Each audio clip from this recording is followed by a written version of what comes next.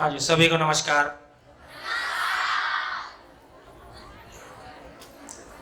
चलिए, एक बार ब्रेक के पहले जितनी चर्चा हुई है उसमें से अपने को क्या समझ में आया अपनी कॉपी में लिखें। सुबह की सारी चर्चा में अपना ध्यान किन चीजों पे गया, क्या चीजें हम स्वनिरीक्षण पूर्वक अपने आप में देख पाए कि हाँ ऐसा हो रहा है। 1 2 3 4 ऐसा बुलेट्स में सारे पॉइंट्स एक बार लिख के देखो क्या क्या अपने ध्यान में आया।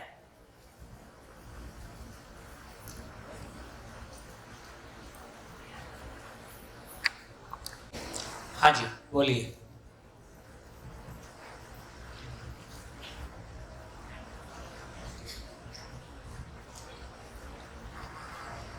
परिचय सहित। मेरा नाम मौली है। मैं FIBS से गुजराती में अध्ययन करती हूँ। मुझे आपने जो सिखाया उसमें से 2 बात अच्छी लगी।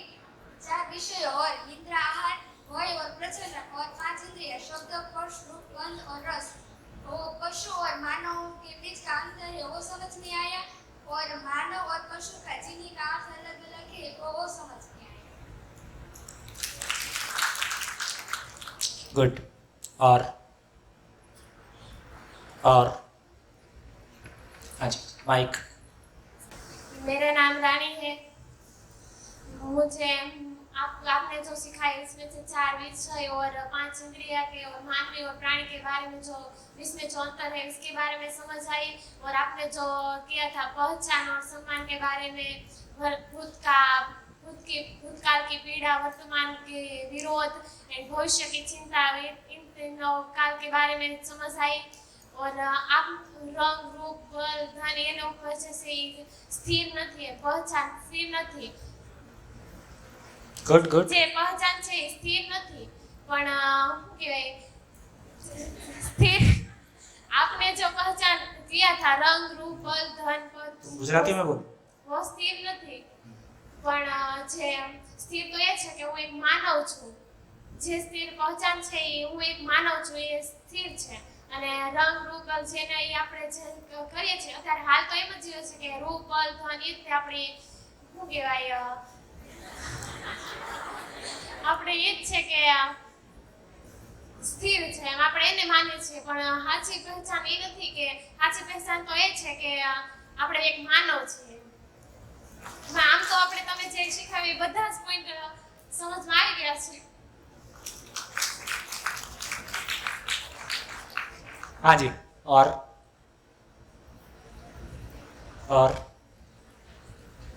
माइक। मेरा नाम खुशी है। अलग बात है। एक पति था, उसने अपनी पत्नी से कहा कि मेरे पॉकेट में से तुमने 100 रुपये निकाले थे। पति ने कहा हाँ। तो पति कहता है कि एक बार पूछ लिया होता तो अच्छा होता। तो वो कहती है कि जब भी मैं पैसे लेती हूँ तब मैं आपसे पूछ कर निकालती हूँ, तो मैं आत्मनिर्भर कैसे बनूंगी। तो પછી એટલે मीन्स के आम 100 रुपए से वो पत्नी आत्मनिर्भर बन सकती है। 100 रुपए से नहीं, 10 करोड़ से भी नहीं बन सकती है ना, 500 करोड़ से भी नहीं बन सकती है। मानसिकता ठीक होने से फिर बन सकती है। देखो अभी हमको कहाँ पता चला, अभी चर्चा करेंगे कितना पैसा होने से एक, ये भी बात इसमें चर्चा में आएगा कि कितना पैसा होने से एक व्यक्ति में अपने भीतर असुरक्षा का भावना खत्म हो जाएगा। कितना पैसा होने से वो दूसरों से कंपेयर करके अपने आप को छोटा या बड़ा महसूस नहीं करेगा। कोई रिलेशन है इसका? तो कितना पैसा होने से एक व्यक्ति के भीतर असुरक्षा का भाव हमेशा के लिए मुक्त हो जाएगा। हम असुरक्षा के साथ जीना चाहते हैं कि अपने भीतर सुरक्षा के भाव के साथ जीना चाहते हैं? तो जिसको आत्मनिर्भर होना है वो भाव है कि वस्तु है? आत्मनिर्भर भाव को होना है, तो आत्मनिर्भर भाव से होगा कि करोड़ से होगा, है ना?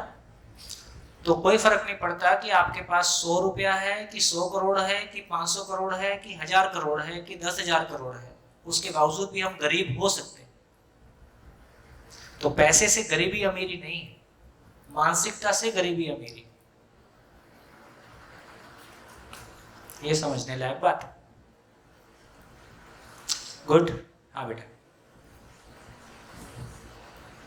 मेरा प्रश्न है जो आपने कल किया था उसमें से एक है कि आप जो कहते आप कोई सरकारी पगार के એવું નથી લેતા, આપ સરકારી નોકરી જોબ નથી કરતા, તો આપણે તમે આ કઈ શિબિર કરો છો એની પણ ફીસ નથી લેતા, તો પૈસા ક્યાંથી આવે છે? મારો ઘર પરિવાર હકાવું મળે તો એ ક્યાંથી કરો છો? પછી બીજો પ્રશ્ન એ છે કે તમે કાલે અમને લોકોને પૂછ્યું હતું કે શાદી કરવી છે કે નથી કરવી, એ અમને કીધું હતું કે તમારે કરવી છે તો કેમ કરવી છે, નથી કરવી તો કેમ કરવી છે, તો તમે કરી છે, તમે કેમ કરી છે?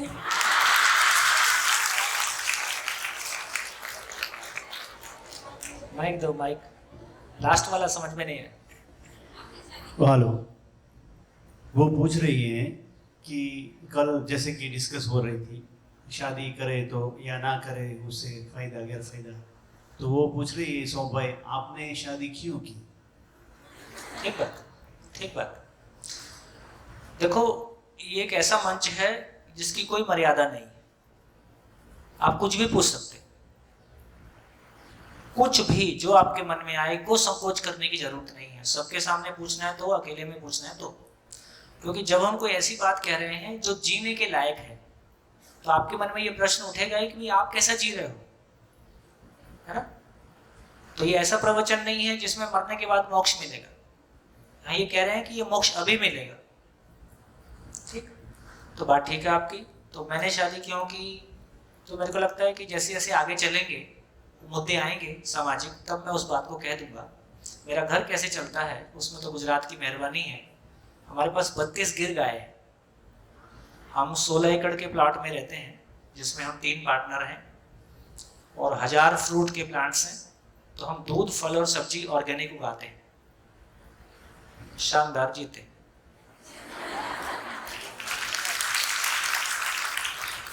मेरा बेटा है एक, उसकी अभी शादी हुई है 6-8 महीने पहले। तो वो भी साथ में रहते हैं, पति पत्नी। और हमारी धर्मपत्नी, वो पूरा, मैं बाहर रहता हूँ तो उन्होंने घर का मोर्चा संभाला हुआ है और मेरे को ये इजाज़त दिया हुआ है कि तुम बाहर इस काम को करो।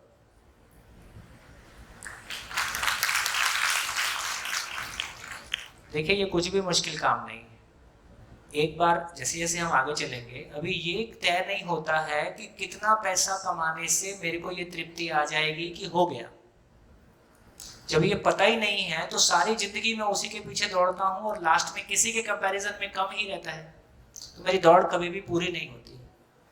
अभी अपन इस सब में सारी बातों पर चर्चा करेंगे और धीरे धीरे देखेंगे कि जिंदगी कितनी आसान हो सकती है, जिंदगी कितनी प्रैक्टिसेबल हो सकती है, पति पत्नी एक दूसरे के लिए क्या ताकत हो सकते हैं और क्या सहयोग दे सकते हैं। ये जो बात अभी चलती है स्त्री पुरुष में समानता, पति पत्नी में बराबरी, पति पत्नी में बराबरी नहीं होती है, पूरकता होती है। कोई चीजें हैं जो पत्नी में स्ट्रांग है, कोई चीजें हैं जो पति में स्ट्रांग है, कोई चीजें हैं जो पत्नी एक दूसरे के लिए कॉम्प्लीमेंट करते हैं, एक दूसरे को पूरक करते हैं, है ना? बराबरी से कुछ समझ में नहीं आता, तो धीरे धीरे उस सारी बातों को समझें। चलिए,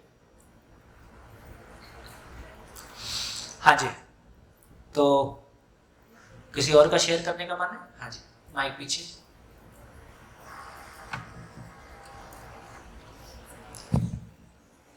बोलिए बोलिए। हेलो, परिचय आपका?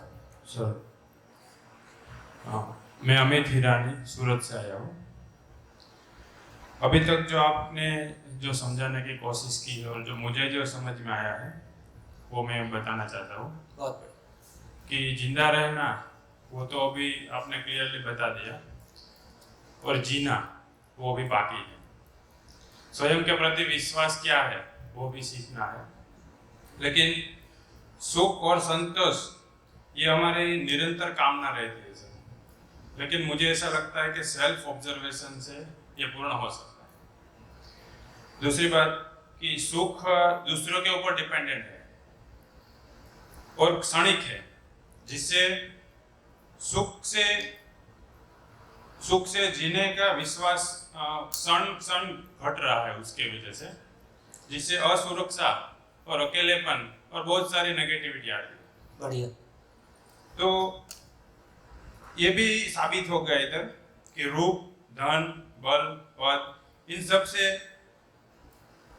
सम्मान ये सब मिलता है, लेकिन सुख नहीं मिलता है। सुख मिलता है लेकिन क्षणिक है।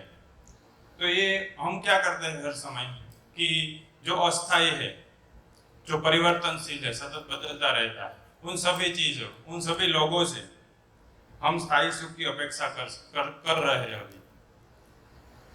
तो मुझे ऐसा अभी फील हुआ कि अपने खुद के ऊपर विश्वास से, स्वयं के प्रति विश्वास से हम भूतकाल की पीड़ा, वर्तमान का विरोध और भविष्य की चिंता, इनसे स्थायी सुख प्राप्त कर सकते हैं। उनसे छुटकारा मिलता है और स्थायी सुख प्राप्त कर सकते हैं।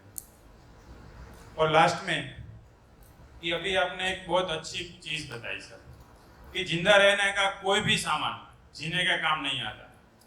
तो ये एक अलग लेवल की बात है जो अभी तक बहुत जगह पे ये सब सिखाया जाता है कि ये चीज करोगे तो ये मिलेगा, ये करोगे, ध्यान करोगे तो ये मिलेगा, योग करेंगे तो ये मिलेगा।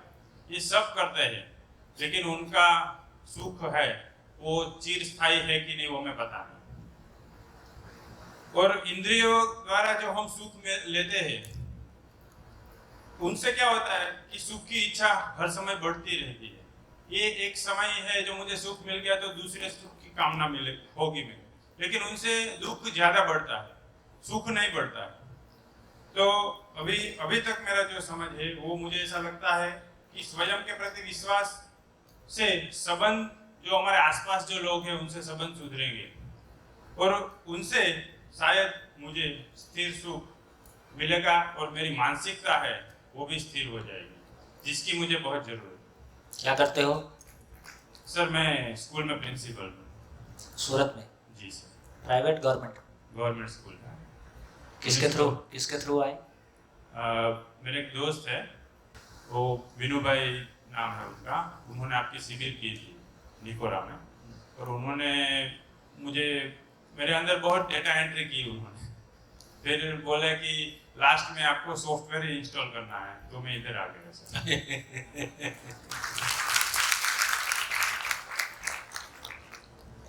बहुत बढ़िया, गुड।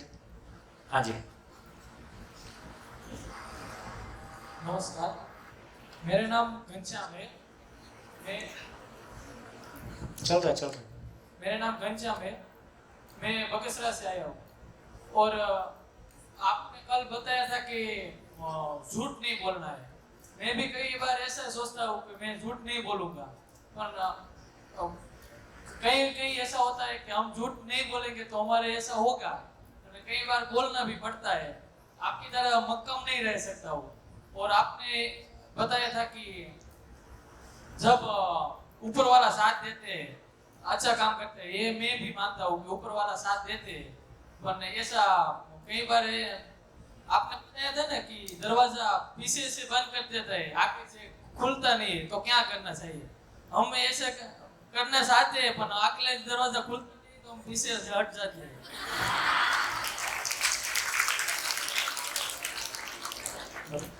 हेलो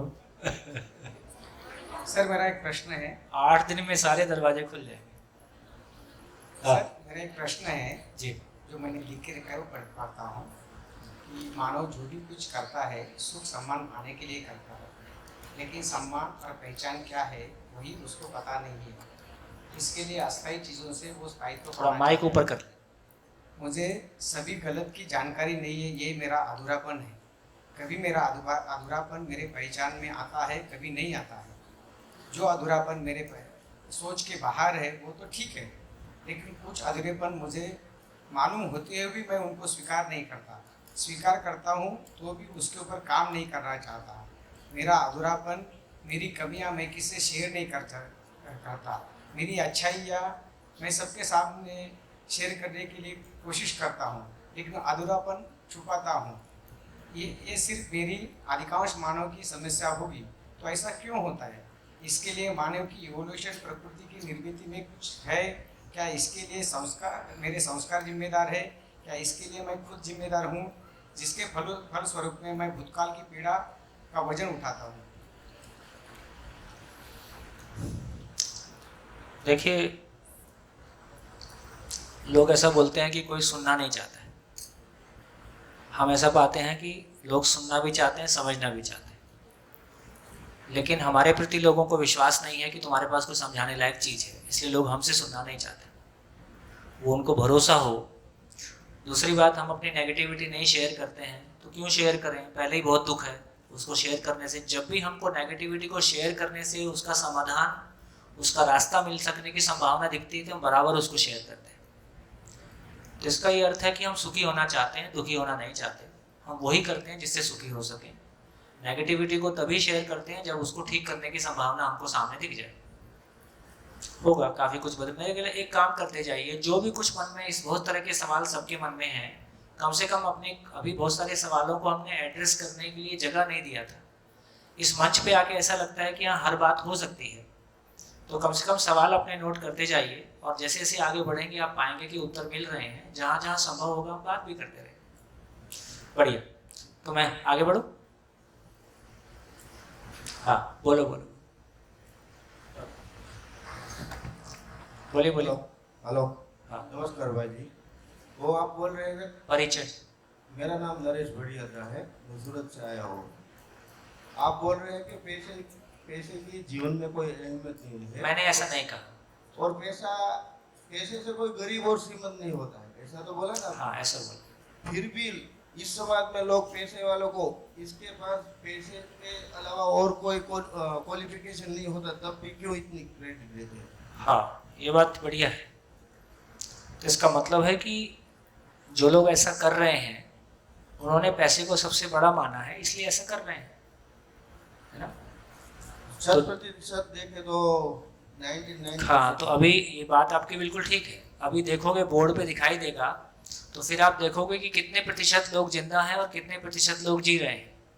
तब इसको निकालेंगे तो आपकी बात का उत्तर मिल जाएगा।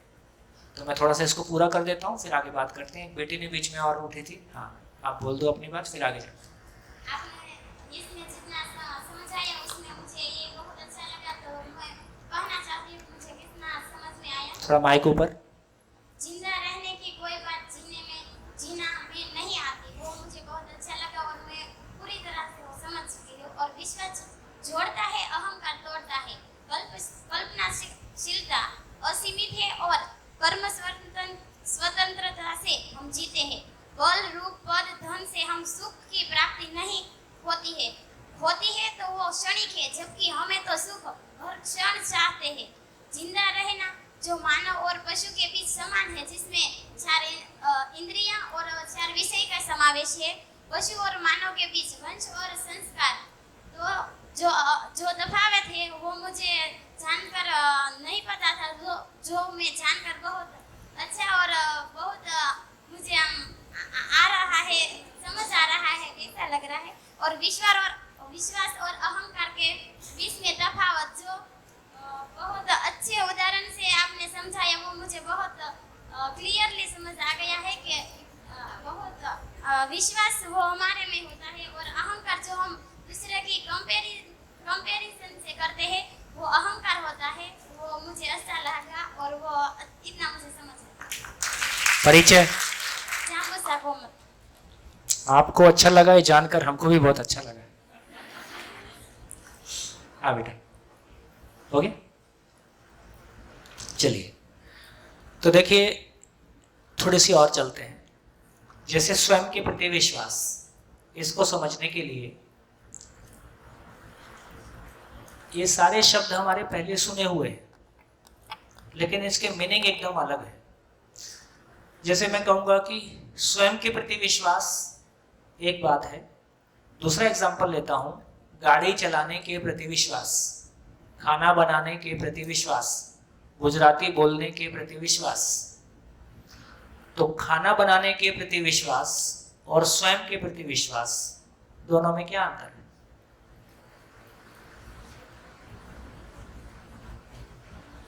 खाना बनाने के प्रति विश्वास कैसे आया और स्वयं के प्रति विश्वास कैसे आएगा? कौन बताएगा?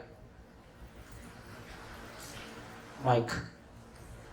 जब स्वयं के प्रति विश्वास होगा तभी तो खाना बनाने में विश्वास आएगा। अच्छा, हमारे पर विश्वास ही नहीं होगा, हमने ऐसा मान लिया कि ये खाना मेरे से नहीं बनेगा, ये जल जाएगा, ऐसा हो जाएगा, तो हम खाना बनाने के प्रति विश्वास है ना वो। हाँ, तो पहले स्वयं के प्रति विश्वास आना चाहिए ना। कितने लोगों को ऐसा लगता है?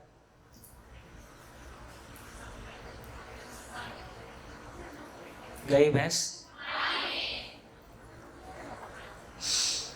देखो, जो कौशल्य वाला विश्वास है, खाना बनाना कौशल है कि समझ है? कौशल है। तो कौशल वाला विश्वास हमको आ जाता है। कैसे आया खाना बनाने का विश्वास? माँ को खाना बनाते हुए देखा, फिर उसको साथ में हमने हेल्प किया। कोई दिन उसने कहा कि आज तुम ही बना लो, हमने बनाया, थोड़ा ठीक नहीं बना, फिर ठीक बन गया। लेकिन खाना बनाने के प्रति विश्वास हो गया और स्वयं के प्रति विश्वास में कुछ अंतर है कि नहीं है? क्या अंतर है? ये बात ठीक है कि खाना बनाने का विश्वास भी स्वयं में है, स्वयं में खाना बनाने का विश्वास और स्वयं के प्रति विश्वास। देखोगे? तो खाना बनाने के प्रति विश्वास कैसे आया? खाना बनाने की प्रक्रिया को समझकर। स्वयं के प्रति विश्वास कैसे आएगा? स्वयं की प्रक्रिया को समझकर। स्वयं की प्रक्रिया क्या है? भाव और विचार की प्रक्रिया। भाव और विचार, तो मेरे को गाड़ी चलाना आता है, ये गाड़ी चलाने के प्रति विश्वास है। मेरे को भाव और विचार चलाना आता है, ये भाव और विचार के प्रति विश्वास है, ये स्वयं के प्रति विश्वास है। तो अभी हमारी स्थिति कैसी है? अभी स्वयं के प्रति विश्वास है कि गाड़ी चलाने के प्रति विश्वास है? अभी कौशल के प्रति विश्वास है, जीने के प्रति विश्वास नहीं है। जीना कोई चीज है, ये हमारी समझ में भी नहीं। हम तो जिंदा रहने को ही जीना मान रहे है ना। हम तो इंजीनियर हो गए तो जीना हो गया, डॉक्टर हो गए तो जीना हो गया, पैसा आ गया तो जीना हो गया, ऐसा मान के चल रहे। जीने की समझ हमारे पास नहीं है। जीने का मतलब है अपने भाव और विचार में कोई अंतर विरोध नहीं होना, अपने भाव और विचार में कोई दुख नहीं होना, अपने भाव और विचार में कोई नेगेटिविटी नहीं होना, अपने भाव और विचार में सतत मेरे लिए और सभी के लिए सुखदायी है ऐसा बने रहना। ये अलग दुनिया है। मैं खाना बहुत अच्छा बनाती हूँ इसलिए मेरा भाव और विचार हमेशा ठीक चलेगा, ऐसा नहीं है। कोई भूतकाल की पीड़ा, कोई वर्तमान से विरोध, कोई भविष्य की चिंता। खाना भी है और कपड़ा भी है और पैसा भी है और पद भी है, इसके बावजूद मेरी मानसिकता में कोई ना कोई प्रॉब्लम बने रह सकती है। तो इससे हमारी एक क्लैरिटी बनी कि कौशल के प्रति विश्वास हमने पाया है। हम गुजराती बोल लेते हैं, हिंदी बोल लेते हैं, इंग्लिश बोल लेते हैं। इसका अर्थ यह हुआ कि स्वयं के प्रति विश्वास का मतलब है कि उधर मैंने बोर्ड में लिखा ही है, इसका मतलब है कि जिसको स्वयं के प्रति विश्वास होगा वो समस्याओं के साथ होगा कि समझण के साथ होगा? समझण के साथ होगा। वो शिकायत के साथ होगा कि शिकायत से मुक्त होगा? जिस मानव के पास में समझण होगा वो शिकायत मुक्त मानव होगा। अभी उम्र बढ़ने के साथ साथ हमारे भीतर शिकायत बढ़ता हुआ दिखाई देता है कि घटता हुआ दिखाई देता है? बढ़ता हुआ दिखाई देता है। उम्र बढ़ने के साथ साथ शिकायत बढ़ता हुआ दिखाई देता है। इससे ये सिद्ध होता है कि हम जिंदा तो हैं। तो कौशल को लेके कोई विश्वास हमारे पास है, लेकिन जीने को लेके, भाव और विचार को लेके विश्वास हमारे पास नहीं है। जिंदगी को लेके विश्वास हमारे पास नहीं है। तो इससे एक हमारी क्लैरिटी बनी कि स्वयं के प्रति विश्वास का मतलब है, स्वयं के प्रति विश्वास का मतलब है स्टेबल स्टेट ऑफ माइंड।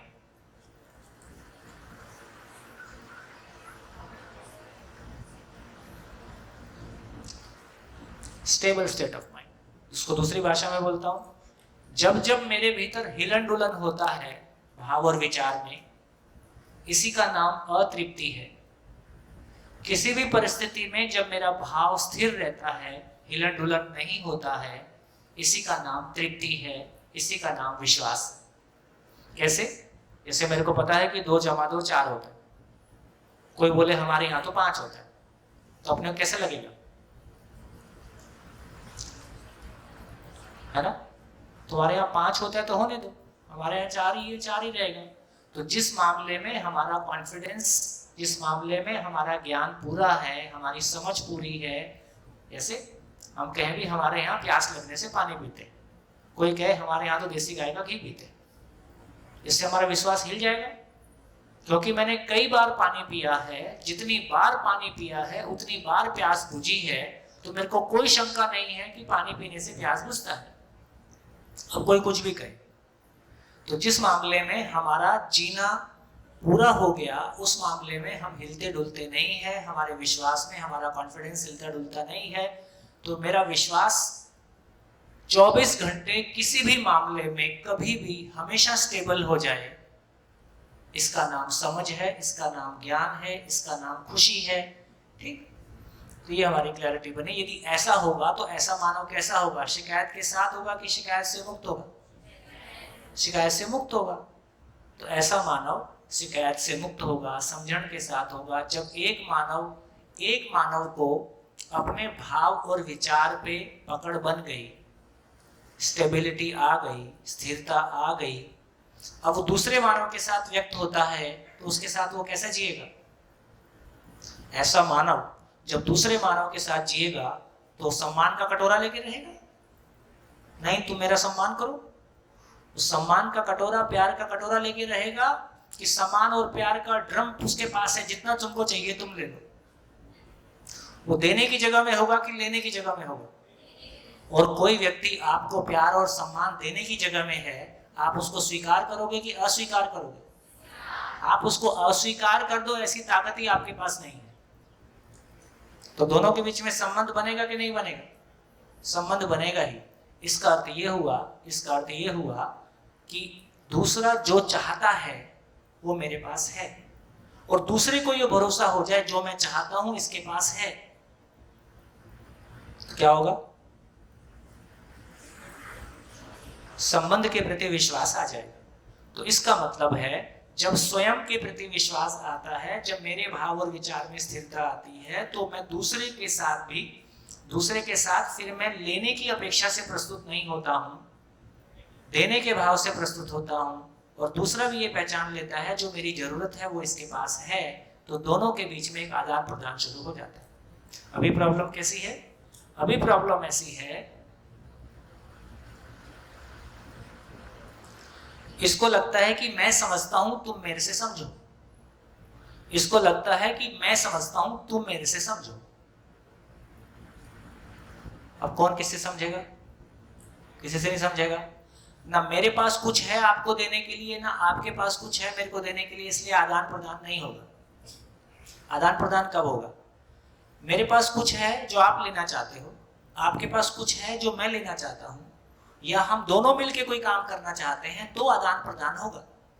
अभी की स्थितियों में उम्र बढ़ने के साथ साथ अपने ही परिवार के लोगों के साथ हमारा आदान प्रदान, हमारी बातचीत बढ़ती हुई दिखाई देती है कि घटती हुई दिखाई देती है? संवादहीनता दिखाई देती है, क्योंकि मुद्दे खत्म होते जा रहे हैं। ठीक, तो इसका मतलब है कि संबंध के प्रति विश्वास होगा, स्वयं में तृप्ति। स्वयं के प्रति विश्वास का मतलब ही है कि तृप्ति का निरंतर स्रोत, स्वयं की तृप्ति संबंध में तृप्ति के रूप में, संबंध के तृप्ति के रूप में मल्टीप्लाई होती है। ऐसा संबंध कैसा होगा? ऐसा संबंध शिकायत के साथ होगा कि शिकायत मुक्त होगा? ऐसा संबंध शिकायत मुक्त होगा।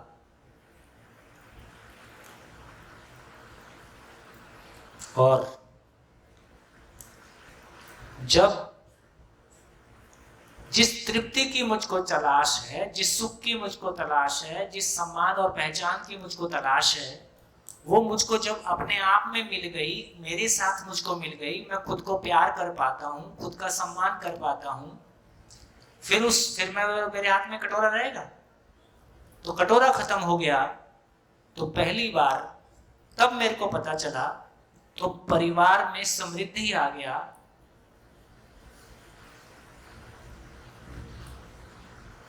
ऐसा परिवार कैसा होगा?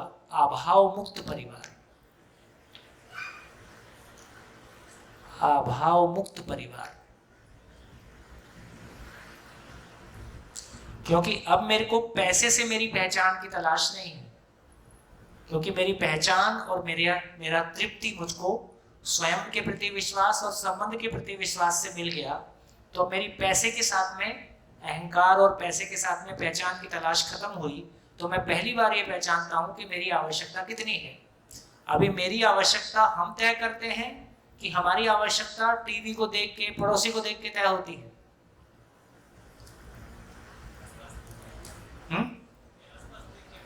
अपने आसपास को देख के तय होती है। बहुत साल पहले रायपुर में एक डाइट मतलब जो जहाँ प्राइमरी स्कूल के टीचर्स तैयार होते हैं, वहाँ एक शिविर कर रहा था। तो एक टीचर ने अपना शेयर किया, बोले हम 2 लोग साथ में पढ़े, मेरा दोस्त इंश्योरेंस कंपनी में चला गया और मैं टीचर हो गया।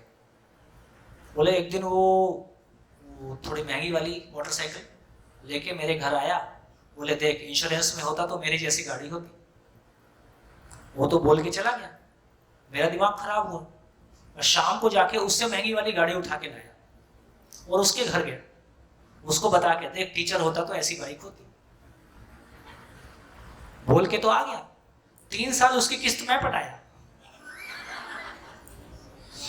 एक क्षण का आवेश, एक क्षण की प्रतिक्रिया ने 3 साल किस्त पटाई। उसको उस मोटरसाइकिल की जरूरत नहीं थी, लेकिन दोस्त से रिएक्शन आ गया। तो इसका मतलब ये है कि अभी हमारी आवश्यकता को, इसलिए कहूंगा, इसको बोर्ड पे उधर लिख देता हूं, देखो अभी तक का जितना भी ज्ञान हमने पाया है, विज्ञान से पाया और धर्म और अध्यात्म से पाया, इन सब के बावजूद हम 2 जगह में खाली हैं। इस 2 जगह को भरने की जरूरत है। क्या? नंबर एक, अपनों के साथ तृप्ति पूर्वक जीने की योग्यता।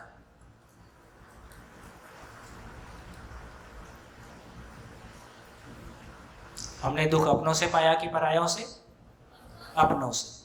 ठीक, तो अपनों के साथ, जैसे मेरे को कंप्यूटर के साथ जीना आता है कि नहीं? आता है। खेत के साथ आता है, किचन के साथ आता है, कूलर के साथ आता है।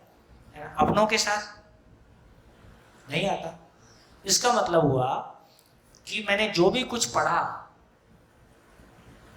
मैं इंजीनियर बन गया, डॉक्टर बन गया, जो भी कुछ मैंने पढ़ा, धर्म से पढ़ा, अध्यात्म से पढ़ा, लेकिन अपनों के साथ तृप्ति पूर्वक जीने की, एक परिवार शिकायत मुक्त होके जी सके अपनों के साथ। कितने लोग हैं जो अपनों के साथ शिकायत के साथ जीना चाहते हैं?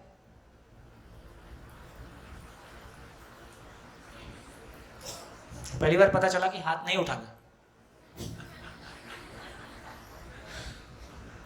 तो दुनिया में कोई भी व्यक्ति अपनों के साथ शिकायत से नहीं जीना चाहता है, लेकिन ऐसी कोई योग्यता हमारी बनी है ना, हमने एमएससी कर लिया। ऐसा करके मैं नहीं ऐसा बोल रहा हूँ कि एमएससी नहीं करना है, लेकिन एमएससी करने से क्या मिलता है और क्या नहीं मिलता है ये हमको पता रहे, और जो नहीं मिलता है उसको कैसे पाना है उसका रास्ता हमको पता रहे।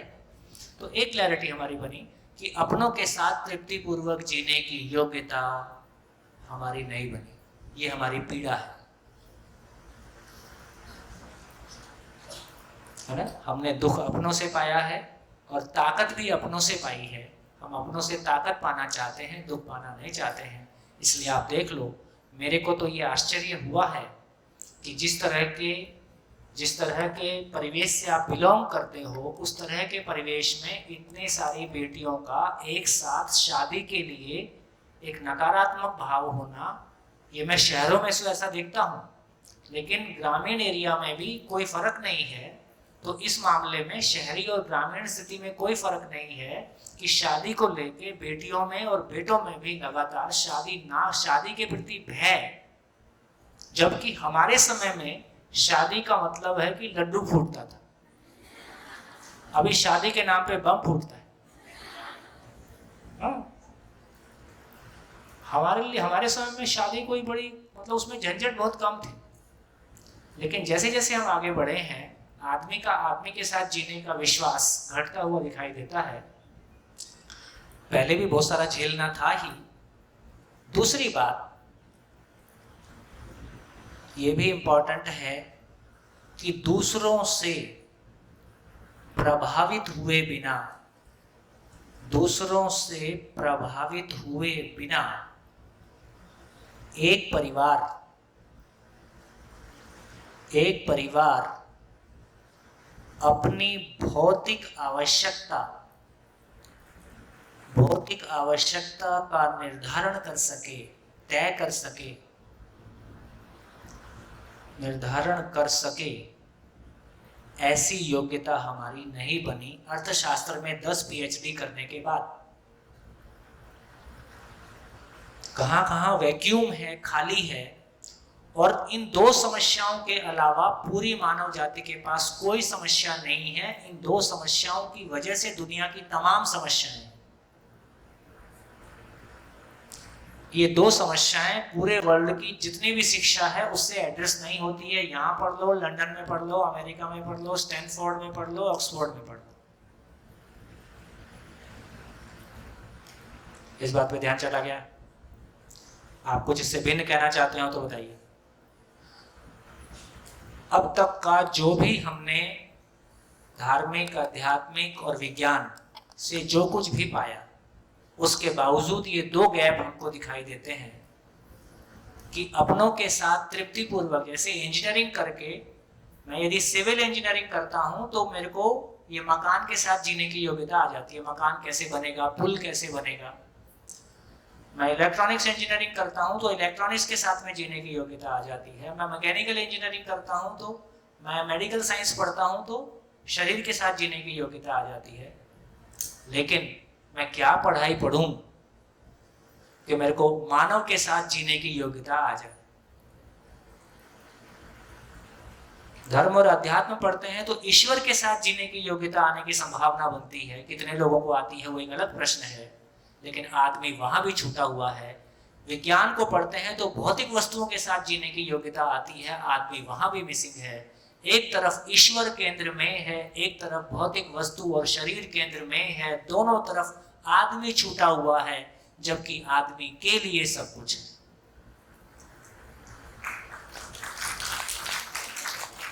बढ़िया, आपकी चर्चा कहीं नहीं है। कहीं मेरे शरीर की चर्चा है, कहीं शरीर को सुविधा देने की चर्चा है, और कहीं आत्मा की परमात्मा से चर्चा है। मेरी चर्चा कहीं नहीं। तेरा क्या होगा कालिया?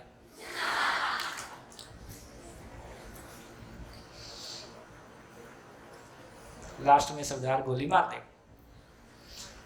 तो दोस्तों, ये जो 2 चीजें हैं, इसका नाम जीना है। जीने का मतलब क्या है? जीने का मतलब है अपनों के साथ गिला शिकवा शिकायत से मुक्त होकर जी सकें, बिना दूसरों से प्रभावित हुए अपने परिवार की आवश्यकता का निर्धारण कर सकें, और दूसरे के मकान, दूसरे की गाड़ी, दूसरे की साड़ी देखकर अपने भीतर कोई हिलन डुलन नहीं हो। दूसरे की शक्ल और दूसरे का बाल और दूसरे का खाल देख के अपने भीतर कोई हिलन डुलन नहीं हो। इसका नाम जीना है ना। जीने का मतलब है कि मेरा सुख किसी दूसरे का मोहताज नहीं है, मेरे सुख का सागर मेरे पास। कितना बढ़िया, अरे मजा आ जाएगा, जिंदगी का मजा आ जाएगा। मजा इतना सस्ता था, पता ही नहीं था। चलो वापस लौट आते हैं, इसको थोड़ा समझते हैं। परिवार में समृद्धि देखो 3 मॉडल हैं। एक मॉडल है गरीबी, एक मॉडल है अमीरी, एक मॉडल है समृद्धि।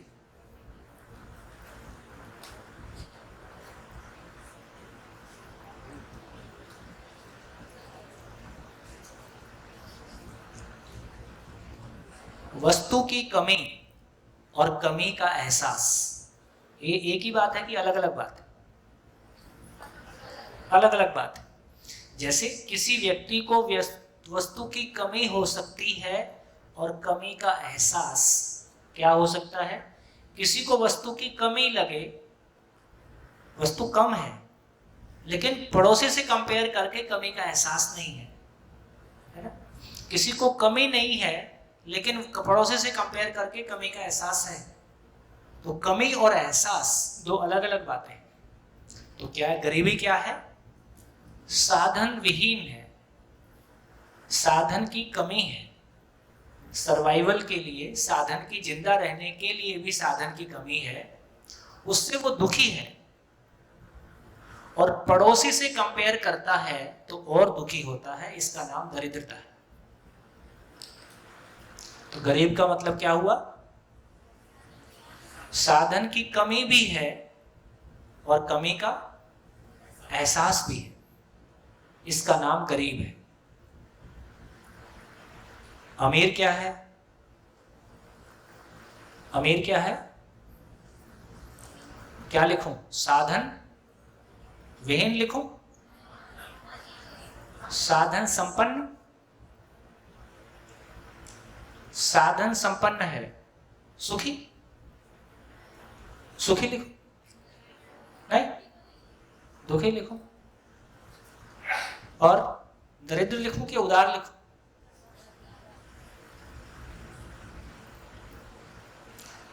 क्योंकि कोई फर्क नहीं पड़ता, है ना? वो भी किसी से कंपेयर करता है। जैसे हमारे एक मित्र हैं, 2 मियाँ बीवी 2 बच्चे, ठीक, और 4 गाड़ियां, 2 ड्राइवर, 10 नौकर, ठीक। इसके बावजूद भी उसको लगता है कि यार मैं क्या हूं, मैं तो चींटी जैसा। क्योंकि उसके दोस्त या उनके शहर के और बहुत लोग उनसे और बहुत पैसे वाले हैं। तो किसी की तुलना में हमारे भीतर गरीबी का भाव बना ही रहता है। इसलिए कहा कि करोड़ों होने से गरीबी दूर नहीं होती है, मानसिक गरीबी, ठीक। तो अमीरी की परिभाषा क्या समझ में आई? साधन संपन्न है, और साधन संपन्न ये उसको खुद को लग रहा है कि उसका पड़ोसी बोल रहा है, वो भी दूसरा बोल रहा है, उसको साधन संपन्नता लगती तो गरीब क्यों महसूस करता? तो साधन है, लेकिन किसी से तुलना करके, किसी के कंपैरिजन में अपने आप को छोटा मानता है, और इसलिए दुखी भी है, दरिद्र भी है। इसलिए कोई फर्क नहीं पड़ता आपके घर में साधन कम है या आपके घर में साधन बहुत ज्यादा है। यदि मानसिकता स्वस्थ नहीं है, भाव और विचार में, भाव और विचार की समझ अपनी नहीं है, तो हम मानसिक रूप से गरीब ही रहते हैं। और कितने गरीब हो सकते हैं, ये बिल्कुल उल्टी स्थिति है। कम साधन वाला व्यक्ति मानसिक रूप से बहुत अमीर हो सकता है। छोटी घटना सुनाता हूं। लगभग 21 साल कुछ महीने का मेरा इंजीनियरिंग पूरा हुआ और मैं जॉब में आ गया, और 1 साल बाद मेरे अंदर कुछ चलना शुरू हो गया। तो मैंने तय किया भाई यदि मेरे को जिंदगी की तलाश है, दिल्ली में क्या है, नौकरी करते हुए 2 घंटे आना, 8 घंटे की नौकरी, 2 घंटे वापस आना, 4 घंटे आना जाना और 8 घंटे की नौकरी, 12 घंटे की जॉब मिनिमम हो जाती है। उसके बाद आपके पास कोई ऊर्जा नहीं बचती कि आप कुछ और सोचो। तो मेरे मन में एक था कि मैं इससे छूटूं तो कुछ और सोचूं। तो एक दिन मैंने निर्णय किया और जॉब छोड़ दी। मेरे ऐसे किस्से कहानी सुनाने से मैं आपको जॉब छोड़ने की प्रेरणा नहीं दे रहा हूं, मेरी गरीबी सुना रहा हूं। तो मेरा छोटा भाई जो मेरे से 6 साल छोटा था, वो मेरे पास आया। वो मेरे से कहता है कि देखो आप ना इसलिए नौकरी छोड़ पाए कि आप, पर हमारी अभी आर्थिक स्थिति ठीक नहीं है, इसलिए मैं ऐसा नहीं कर पा रहा। अब वो तो बोल के चला गया। तो मेरे को ये लगता था 24 साल की एज में, जब 22-24 साल की एज में, कि मेरी जिंदगी के सारे निर्णय अभी तक या तो परिवार ने लिए या समाज के दबाव में हुए। तो मैं भीड़ में लुढ़कता हुआ एक पत्थर हूँ। मैंने अपनी जिंदगी का कोई निर्णय समझपूर्वक नहीं लिया है। और यहाँ से मेरे को समझ में आया कि जो कुछ भी अभी तक निर्णय लिया ये अपने आप में पूरा नहीं है। अब मैं मेरी जिंदगी के निर्णय लूंगा, और घर वालों को, समाज को ठीक लगे तो ठीक, नहीं ठीक लगे तो भी ठीक, मैं वही करूंगा अब जो मुझको ठीक लगेगा। और मैंने पहला निर्णय लिया, जॉब से रिजाइन किया। वो भाई आके उसमें भी पोचा फेर गया। कहता है ये आप इसलिए कर पाए कि आपकी घर की स्थिति ठीक थी, ये आपका निर्णय थोड़ा ही। अब मैं बड़ा सोच में पड़ गया। तो फिर मैंने इसको 2 दिन तक उल्टा सीधा करके देखा। इसका मतलब यह है कि जिनकी स्थितियां, आर्थिक स्थितियां अच्छी नहीं है, क्या वो कभी जिंदगी के लिए सोच नहीं पाते? क्या जिनकी आर्थिक स्थितियां अच्छी हैं वो हमेशा जिंदगी के लिए सोचते हैं? दोनों उल्टा करके देखा तो पता चला। तो दोस्तों, मैं समझ लीजिए 92 में मैंने रिजाइन किया, अभी लगभग 31-32 साल हो गया। 32 साल के सामाजिक जीवन में लाइफ टाइम जिन्होंने किसी सोशल कॉज के लिए कमिट किया, उनमें से अधिकांश लोग आर्थिक रूप से बहुत सामान्य स्थितियों के थे। और मेरे ऐसे मित्र जिनकी अभी 5 पीढ़ियां भी केवल ना कमाएं और केवल खाती रहें तो भी 5 पीढ़ियों का सामान घर में रखा है, ऐसे सभी लोग जिंदगी के लिए सोच पाए, ऐसा नहीं है। तो इससे ये समझ में आया कि हमारे पास भौतिक रूप में क्या उपलब्ध है ये महत्वपूर्ण नहीं है, संस्कार के रूप में, मानसिकता के रूप में क्या उपलब्ध है वो महत्वपूर्ण है। भौतिक ताकत से बहुत बड़ी ताकत मानसिकता की है, और मानसिकता जैसी होगी आदमी वैसे रास्ते बना लेता है। वो सारे लोग जो आर्थिक भौतिक असुरक्षा का सहारा लेके, ठीक है, ये ऐसे निर्णय किसी एक उम्र के बाद, मैं ऐसे नहीं कह रहा हूं कि ये निर्णय हमको लेने हैं, लेकिन मैंने ये पाया कि जिनकी जैसी मानसिकता है, अच्छी और बुरी, अपने वातावरण में वैसी परिस्थितियों के लिए वो रास्ते बना लेता है। अभी हमको लगता है कि पैसे में ताकत है, पद में ताकत है, क्योंकि मानसिकता की ताकत का हमने दर्शन नहीं किया है। सारा ये पद और पैसा कहां से पैदा हुआ? सारा ये पद और पैसा कहां से पैदा हुआ? सारी ये भौतिक वस्तुएं कहां से पैदा हुई? कहां से पैदा हुई? ये पंखा कहां से बन गया? किसी ने सोचा होगा। ये कैमरा कहां से बन गया? किसी ने सोचा होगा। यदि हम कुछ भी खेती करें या कुछ भी काम करें तो किसी मानसिकता से ही होता है। इसका मतलब है तमाम भौतिक उपलब्धियां ही किसी मानसिकता की अभिव्यक्ति है। मानसिकता ही, एक तरह की मानसिकता ही किसी भौतिक उपलब्धि में बदल जाती है। तो मुझको लगता है कि हमारा ध्यान इस बात पे चला जाए कि मानसिकता कोई बड़ी चीज है, मानसिकता कमाना कोई असली कमाई है, और ये वो कमाई है जो साथ जाती है। जो भी लोग मानसिकता के क्षेत्र में कोई बेहतर परफॉर्म कर रहे हैं, ये उनकी एक दिन की कमाई नहीं है। पीछे से लगातार इसी कमाई में लगे हुए हैं, तब वो आज हमको ऐसी कमाई के साथ दिखाई देते हैं। तो दोस्तों, मेरे को लगता है कि करने लायक काम, एक स्वस्थ मानसिकता कैसे कमाई जाए और कौशल भी कैसे कमाया जाए, जिंदगी में ना वस्तु की कमी हो ना भाव की कमी हो, ऐसा जीवन जिया जा सकता है। अभी हम क्या बोलते हैं, कुछ पाने के लिए कुछ खोना पड़ता है। कितने लोगों ने सुना कुछ पाने के लिए कुछ खोना पड़ता है? नहीं। जब कुछ लगा है तो मतलब अनिश्चित है। जिंदगी पाने के लिए तन मन धन नियोजित करना पड़ता है। कुछ पाने के लिए कुछ खोना नहीं पड़ता है। सब कुछ एक साथ पाया जा सकता है, खोना कुछ नहीं पड़ता है। नियोजन करना पड़ता है, इन्वेस्ट करना पड़ता है। खोने में और नियोजन करने में फर्क है कि नहीं? है ना? इन्वेस्टमेंट तो हमेशा हमको अच्छा लगता है। तो इन सारी बातों को देखते सुनते हैं तो हमको पता चलता है। क्या समझ में आया? क्या समझ में आया? बड़ा मुद्दा क्या है? मानसिकता बड़ा मुद्दा है कि साधन बड़ा मुद्दा है? मानसिकता ठीक होगी तो साधन धीरे धीरे ठीक कर लेंगे।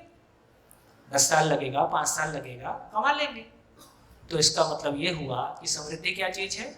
साधन। इसका तो ये भी गया।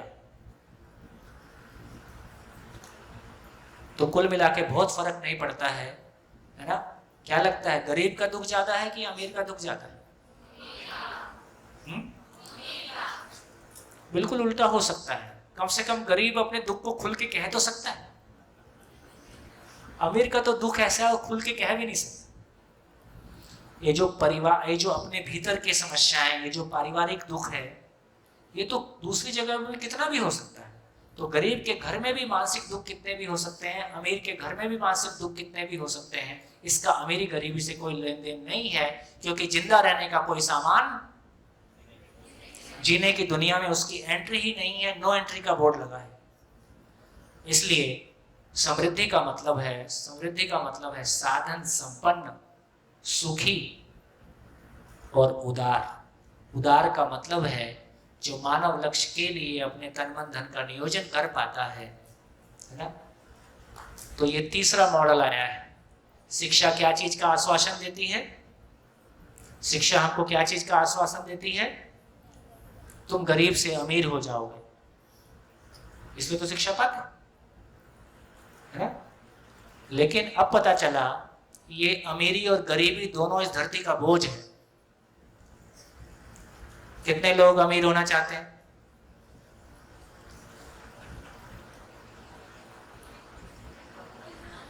अमीर मतलब मानसिक रूप से गरीब, है ना। कितने लोग समृद्ध होना चाहते हैं? नया मॉडल आया है, नया मॉडल आया है ना। ना साधन की कमी हो, ना भाव की कमी हो। गरीबी मतलब साधन की भी कमी, भाव की भी कमी। अमीरी मतलब साधन है लेकिन भाव की कमी।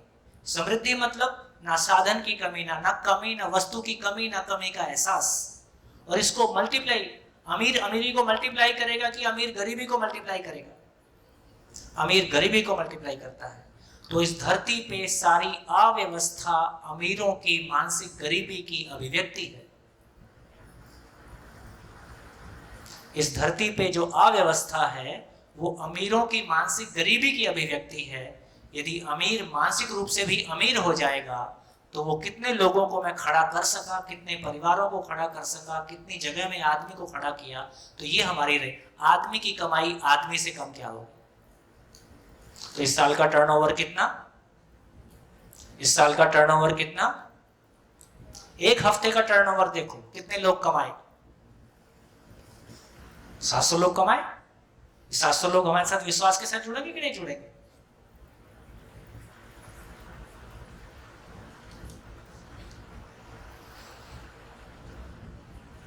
हाँ जी, वापस लौट आते हैं। कहां पहुंचे? कहां पहुंचे? स्वयं के प्रति विश्वास। स्वयं के प्रति विश्वास का मतलब, अब जब मैं स्वयं के प्रति विश्वास बोलता हूं तो आपके भीतर शब्द ही शब्द रहते हैं कि कोई एहसास आता है? एहसास आता है। क्या चीज का एहसास आता है? भाव की स्थिरता, भाव पूर्ण होके जीना, अभाव से मुक्ति। तो यदि मैं स्वयं के प्रति विश्वास के साथ होता हूं तो संबंध में जीने का विश्वास आता है। स्वयं में तृप्ति, संबंध में तृप्ति। अब मेरी भौतिक वस्तु पर निर्भरता नहीं है सम्मान के लिए, पहचान के लिए। तो मैं अपने परिवार में समृद्धि के एहसास को पा पाता हूं। समृद्धि का एहसास आ जाए तो मेरा परिवार कैसा हो गया? शिकायत मुक्त, अभाव मुक्त परिवार। तो जीने का मतलब क्या हुआ? एक परिवार जी रहा है, उसकी पहचान क्या हुई? अभाव मुक्त है। तो कितने परिवार ऐसा चाहते हैं कि हमारे परिवार में सभी संबंध गिला शिकवा शिकायत से मुक्त हैं और कोई वस्तु की कमी नहीं है? कितने परिवार ऐसा जीना चाहते हैं? सभी जीना चाहते हैं। आप मना करें, ये अपनी हैसियत ही नहीं है, क्योंकि ऐसा ही बाय डिफॉल्ट है, बाय नेचर है कि हम ऐसा चाहते हैं। आज के डेट में सर्वे करके देखें तो आपको अंदाजा लगेगा कितने परिवार ऐसे हैं जो ये कह सकें कि परिवार में कोई गिला शिकवा शिकायत नहीं है, किसी वस्तु का अभाव नहीं है और बहुत टाइम बचा हुआ है। क्या करें? खाली है। मैं शिविर क्यों करता हूं? ये नहीं करूंगा तो मैं क्या करूंगा? खाली हूं। तो शिविर करना मेरी जरूरत है। लोग 7 दिन के लिए सिंगापुर चले जाते हैं, हम शिविर लगा देते हैं, इसमें क्या है? भाई घर में कोई शिकायत नहीं है, कोई वस्तु का अभाव भी नहीं है, अब मैं करूं क्या? तो इसका मतलब ये हुआ अभी हम यदि अपने अपने घरों में झांक के देखें तो कितने परिवार ये कह सकते हैं कि घर में किसी भी संबंध में कोई गिला शिकवा शिकायत नहीं है, किसी भी व्यक्ति में किसी वस्तु के अभाव की मानसिकता नहीं है? कितने परिवार ऐसे होंगे? कितने परिवार ऐसे होंगे? और यदि कोई है तो उसने इस साल कितने मल्टीप्लाई किए? यदि मुझको हिंदी बोलना आता है तो मैं दूसरे को हिंदी सिखा सकता हूँ, मुझको गुजराती बोलना आता है तो मैं गुजराती सिखा सकता हूँ।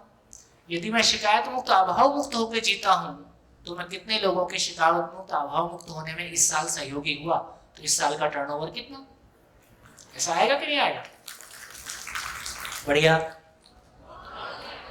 तो देखो सूत्र है, जो जिसके पास है वह उसको बांटेगा ही, वह उसको बांटेगा ही। मानसिक रूप से गरीब आदमी क्या बांटेगा? मानसिक गरीबी बांटेगा, मानसिक गरीबी बांटेगा।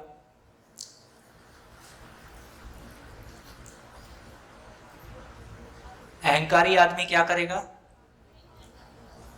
दबा हुआ क्या करेगा? मौका मिलने से दूसरों को दबाएगा। प्रभावित हुआ क्या करेगा? प्रभावित करेगा। और सुखी आदमी क्या करेगा? सुख बांटेगा। कंफ्यूज्ड आदमी क्या करेगा? कंफ्यूजन बांटेगा। बांटेगा ही, जो जिसके पास है वह उसको बांटेगा ही। एक परिवार जो स्वयं में शिकायत मुक्त अभाव मुक्त यदि हुआ है तो वो क्या करेगा? क्या करेगा? क्या करेगा? दूसरे परिवार भी शिकायत मुक्त अभाव मुक्त हो जाएं, इसके लिए पैसे लेके काम करेगा कि अपनी खुशी से काम करेगा? पैसे की उसकी जरूरत नहीं है, क्योंकि उसके परिवार में उसकी जरूरतें पूरी हो रही हैं, है ना। तो मैं मेरी खुशी के लिए, है ना, मैं मेरी खुशी के लिए इस काम को करूंगा, इससे समाज बनेगा। ये समाज बनने का सूत्र है। कैसा? कैसा? फिर बहनों को भाइयों से दिक्कत नहीं होगी। इस विधि से ये काम होगा, इस विधि से ये काम होगा। यदि मेरे भीतर सुख की तलाश है और वो इंद्रियों से पूरी होती है तो मैं हर एक में उस संभावना को देखते रहता हूं कहां से पूरी हो सकती है। और जब ये विचार मेरे भीतर चलता है तो मेरे को अपने भीतर अपराध बोध होता है कि यार मैं क्या सोच रहा हूं। तो इसका मतलब ये हुआ, जब तक मेरी वो तृप्ति की तलाश अपने में पूरी नहीं हो जाती है तब तक मैं बाहर उसको ढूंढूंगा। यदि ये तृप्ति की तलाश हमारी शिक्षा पूर्वक पूरी हो सकती है, तो हमको एक दिन हिंदी बोलना नहीं आता था, एक दिन आ गया। एक दिन गुजराती बोलना नहीं आता था, एक दिन आ गया। एक दिन खाना पकाना नहीं आता था, एक दिन आ गया। एक दिन लिखना नहीं आता था, एक दिन आ गया। एक दिन मैथमेटिक्स नहीं आता था, एक दिन आ गया। एक दिन हमको सुखपूर्वक जीना नहीं आता था, एक दिन आ गया। इतना ही तो हो ना। उसका तरीका हमको पता चल जाए, है ना, हमारे भीतर तो उसकी डिमांड है ही है, हम उसको पूरा करेंगे। इसका नाम सही अर्थों में समाज है। और सभी ऐसे हो जाएं, धरती के सभी परिवार ऐसे हो जाएं, यही समाज और व्यवस्था का काम है। यही समाज और व्यवस्था का काम है, जिसको अभी हम सरकार के नाम से जानते हैं। इतना ही काम है, ज्यादा काम नहीं है, क्योंकि मूल चीज हमको नहीं पता है, इसलिए इतना सारा तिकड़म है। ठीक, इससे ज्यादा कुछ काम संसार में है नहीं। इसलिए मेरी तो बहुत गहरी इच्छा है, सबसे ज्यादा विदेश में रहने वाले लोग शायद गुजरात से होंगे पूरे भारत में, या केरल के भी काफ़ी लोग बाहर हैं, लेकिन गुजरात के बहुत लोग हैं जो विश्व के, मेरे को लगता है, बहुत सारे देशों में रहते हैं। यदि कोई बढ़िया संभावना दिखाई देती है ना, तो क्या ये संभव नहीं कि विश्व के सभी देशों में जाएं और हम सही अर्थों में किसी तृप्ति को बांट के आए? भारत सबसे मांगते रहेगा कि भारत कुछ देके भी आएगा, है ना।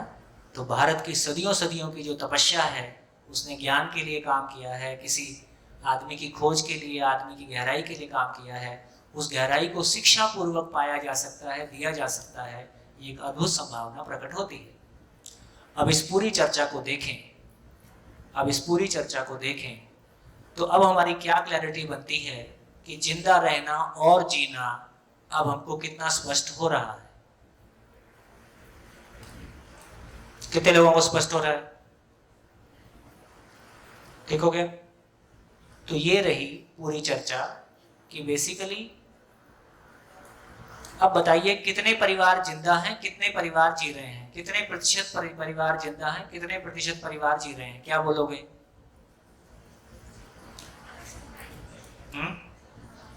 अपने अपने गांव में देखो,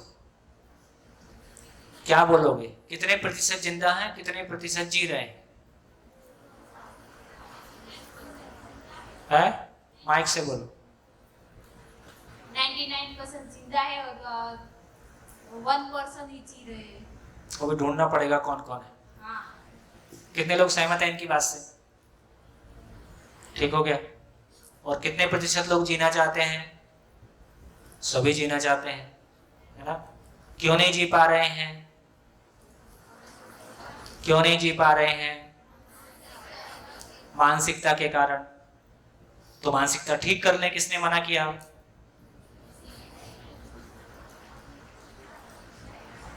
बस यहीं पे आके बात आई कि मानसिकता को कैसे ठीक किया जाए, है ना? उसके लिए हमको एक रास्ता चाहिए। उस रास्ते को देखते हैं धीरे धीरे कैसे काम करेंगे। लिख डालिए क्या समझ में आया इस पूरी चर्चा में। फिर से एक बार लिखिए कि अब कितने पॉइंट्स हमको क्लियर हो रहे हैं। कंफ्यूजन लिख लीजिए, क्या क्या चीजें समझ में नहीं आ रही हैं, या अपने मन में कोई क्वेश्चन है। हाँ बेटा, है आखिरी लाइन ऐसा बोल रहे? आखिरी लाइन लिखा है कि संसार के सभी, भारत के सभी परिवार शिकायत मुक्त अभाव मुक्त हो जाएं कि संसार के हो जाए? ये अपने तो कई परिवार बाहर भी रहते हैं। संसार के सभी परिवार शिकायत मुक्त अभाव मुक्त हो जाएं, यही समाज और सरकारों का या व्यवस्था का काम इतना ही है। उसमें साधन वाला पक्ष ज्यादा महत्वपूर्ण है कि मानसिकता वाला पक्ष महत्वपूर्ण है? कोई एक आदमी 1000 एकड़ 10,000 एकड़ जमीन दबा के बैठा है, इसने कितने सारे लोगों के जिंदा रहने का अधिकार छीन लिया। यदि समझदारी होगी तो ठीक काम करेगा। अभी चाइना गवर्नमेंट में, चाइना का जो प्रेसिडेंट, राष्ट्रपति शी जिनपिंग, अभी मैं एक न्यूज पढ़ रहा था कि उसने ये किया है कि पूरे देश में अमीरों का पैसा गरीबों तक कैसे पहुंचे, इसके लिए योजना बना रहे हैं। तो बहुत सारे देश, खासकर मार्क्सिस्ट देशों में, जब जहाँ ये मान्यता है कि जो पैसा है वो समाज की सबकी संपत्ति का, सबका उस पर बराबर हक है, लेकिन पूंजीवाद तो वहां भी बढ़ गया है। ये प्रॉब्लम आ ही रही है। लेकिन इसको छीन के बांटा जाए या वो स्वेच्छा से उसका नियोजन करे, क्या ठीक है? स्वेच्छा से करेगा तो उसकी खुशी भी उसके साथ होगी, और जो योग्य है उसने मान लीजिए कमाया है अपनी मेहनत से, तो धीरे धीरे रास्ते ऐसे निकलेंगे। हाँ जी, लिख डालिए क्या समझ में आया इस पूरी चर्चा से, क्या समझ में आया। जिंदा रहने और जीने को लेके, है ना? सुबह जब आपने लिखा था तब आपने कहा था कि जीने को लेके उतना क्लियर नहीं हो रहा है। क्या आप जीने को लेके क्लियर हो रहा है? 2-3 मिनट लिखिए, फिर कुछ लोग शेयर करेंगे, फिर आगे बढ़ेंगे। इस पूरी चर्चा में कितने बिंदु हमारे ध्यान में आए?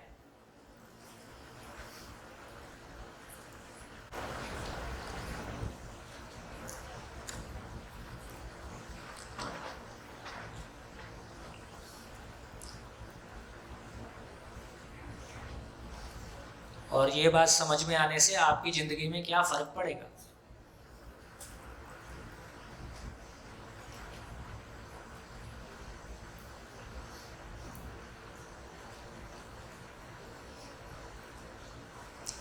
फोटो देखने से जीना नहीं होता।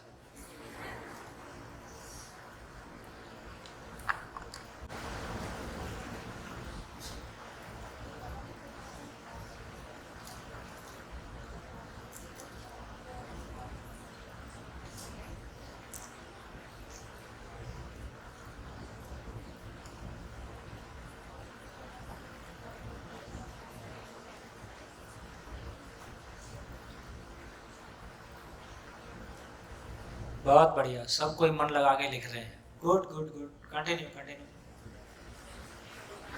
गुड, बहुत बढ़िया।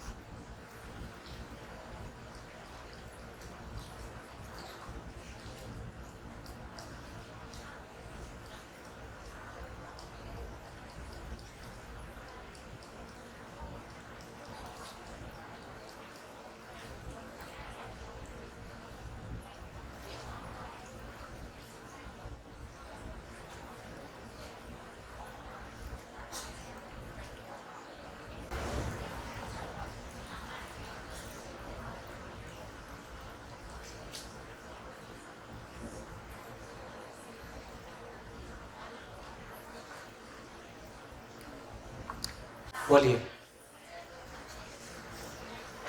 कौन शेयर करेंगे?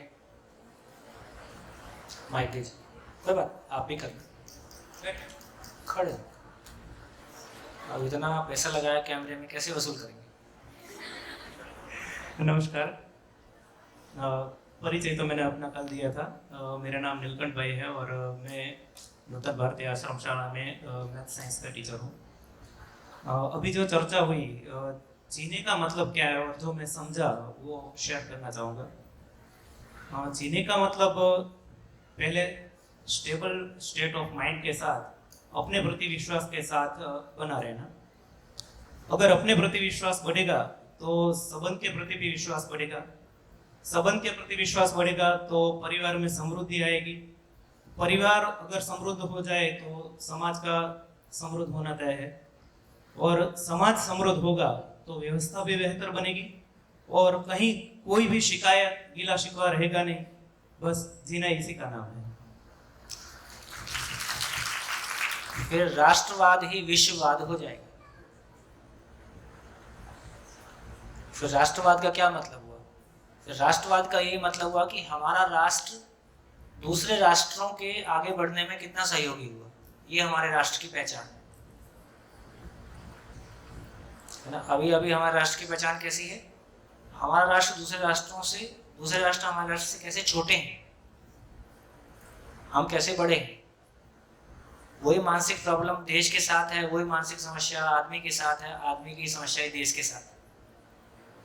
तो धीरे धीरे सारे संकट मिटेंगे। बढ़िया। और हाँ जी, और कुछ नए लोगों को सुनना चाहेंगे? आप बोलो तब तक। इस बार काफी लोगों ने मन लगा के लिखा है। माइक ले लो। अपनी मानसिकता ठीक हो जाने पर दुख का अनुभव नहीं कर सकते। अपनी मानसिकता ठीक हो, विकास होने पर दुख का अनुभव जीवन में कभी हाँ, मानसिकता का विकास होने का ही, मानसिकता विकसित ना होने का नाम ही दुख है। मानसिकता जब विकसित हो जाती है तो दुख विकसित हो जाता है। सुखी बढ़िया। हाँ जी, और सर मेरे 2 क्वेश्चन है। हाँ। अगर हम पूरी जिंदगी सुखी सुख हो तो बोर नहीं हो जाएंगे? हाँ, सोच रहे हैं ताली बजाएं कि नहीं बजाएं। अच्छा क्वेश्चन, आप में से कोई आंसर देगा? देखो क्वेश्चन इनका बहुत अच्छा है। हाँ जी, पीछे एक माइक दीजिए। ये सुखी सुख हो गया तो बोर नहीं हो जाएंगे? तो हम किस सुख की बात कर रहे हैं? मैं किस सुख की बात कर रहा हूँ और ये किस सुख की बात कर रहे हैं? नहीं सर, मानसिक सुख हो। हाँ हाँ ठीक है, मैं तुम्हारा क्वेश्चन ठीक है, गलत नहीं है। हाँ जी, परिचय से शुरू करो। Mic on.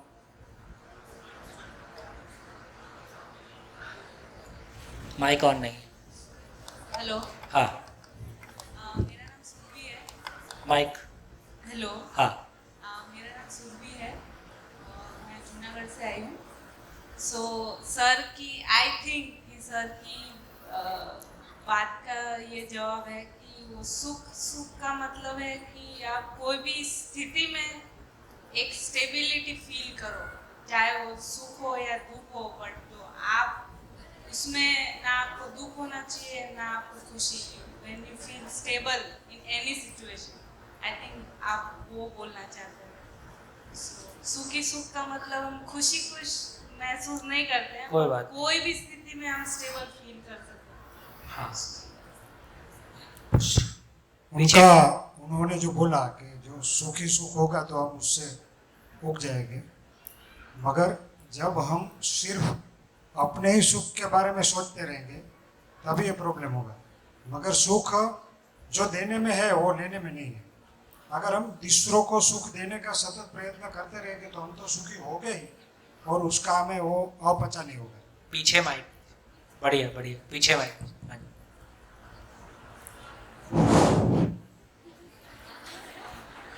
अगर हम मानव की तलाश का अगर शोध करें तो उसमें मालूम पड़ेगा कि मानव है सुखी आनंदित रहने के लिए हमेशा प्रयत्नशील है। और उसका आनंद कैसा होना चाहिए? वो अत्यंतिक आनंद होना चाहिए, जिसको हम बोलते हैं सत चित और आनंद। जिस आनंद का अंत न हो, ऐसा आनंद की शोध के अंदर मानव हमेशा प्रवृत्त होता है। और जब ये मानसिकता हमारी यहाँ स्तर पर विकसित हो जाती है तो वो आत्यंतिक सुख हमें प्राप्त होता है। तो वहाँ अभाव का स्वभाव होता ही नहीं है और दुख की मात्रा वहाँ आना संभव ही नहीं है।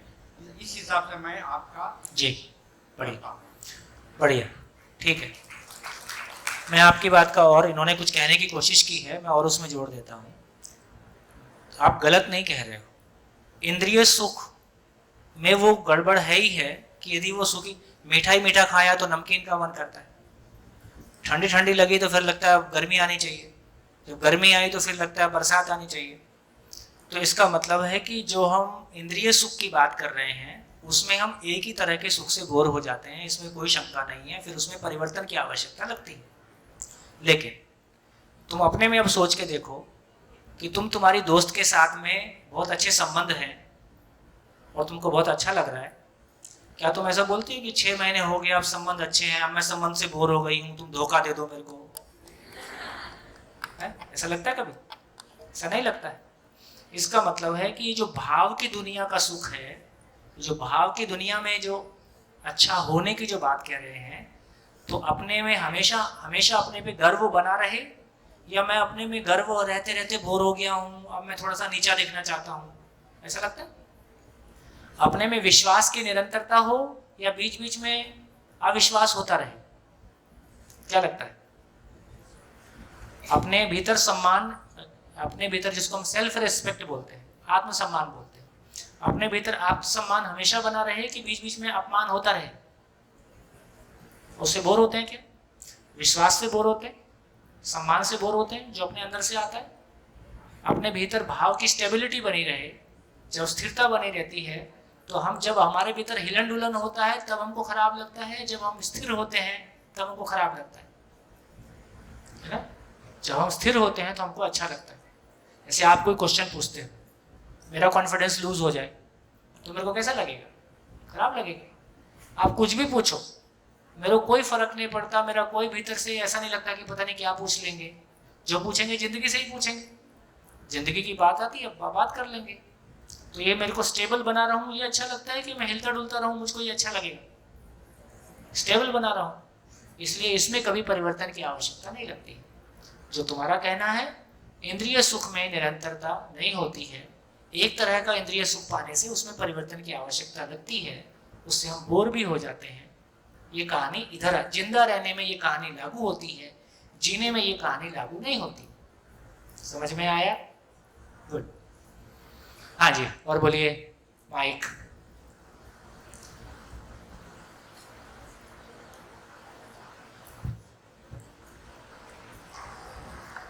मेरा नाम निशांत काछड़िया है सर, मैं बड़ौदा से आया हूँ। सर मेरा एक आपसे क्वेश्चन था कि आपका सर 24 साल में जो स्थिति था, वहाँ से आपको ऐसा लगा कि मानसिक अभाव है, मतलब आपको ऐसा क्लियर हुआ कि मानसिकता का अभाव है। अभी 24 साल में आपकी जो भौतिक स्थिति थी वो स्थिति नहीं होती तो वो आपकी मानसिकता होती, अगर वो होती तो आज आप, अगर वो नहीं होती तो आप जो अभी स्थिति में है आज, वो स्थिति में होते। देखिए, मैं अपनी वाइफ और एक बच्चे को लेके खाली हाथ बिना किसी फंडिंग के बस्तरों के जंगल में जाके रहने की हिम्मत किया। वहाँ तो मेरे परिवार का कोई पैसा नहीं गया मेरे साथ, सरकार का फंडिंग मैं ले सकता था, वो मैंने लिया नहीं।